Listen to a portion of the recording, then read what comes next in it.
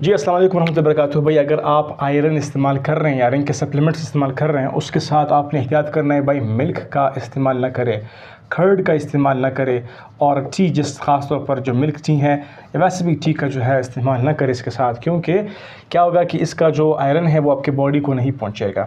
ये हम खुराक में नाली में कहते हैं ना, खुराक की नाली, इसको बोलते हैं एसोफेगस, फिर ये स्टमक हो गया, फिर उसके बाद जो है हमारी आंत शुरू होती हैं, इंटेस्टाइन, तो इनकी एब्जॉर्प्शन होती है। अगर हम लोग इनके साथ मिल करके आयरन को खाते हैं तो फिर ये आयरन सही से हमारे आंतों से हमारे खून की तरफ नहीं जाएगा, तो हमारी खुराक की नाली में ही रहेगा और बाहर निकलेगा, फालतू ज़ाया हो जाएगा। ज़ाया होने से बचाने के लिए बेहतर है कि भाई आप क्या करो, इन चीज़ों का इस्तेमाल जो है वो तकरीबन 2 घंटे के फासले में करो। मतलब अगर आपने आयरन सप्लीमेंट लिए 2 घंटे तक कुछ भी ना लें, उसके बाद अगर आप इसको इस्तेमाल करें तो कोई मसला नहीं। तो मतलब इनका आपस में फ़ासला रखें।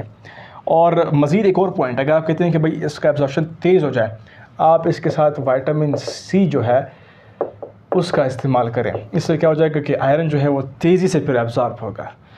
तो ये आप लोगों के लिए था टिप एंड ट्रिक। अगर आप इसको समझ गए तो लाइक कीजिएगा और मज़ीद इन्फॉर्मेशन के लिए डॉक्टर यूटी लेक्चर्स के चैनल को विज़िट कीजिएगा। Thank you for watching.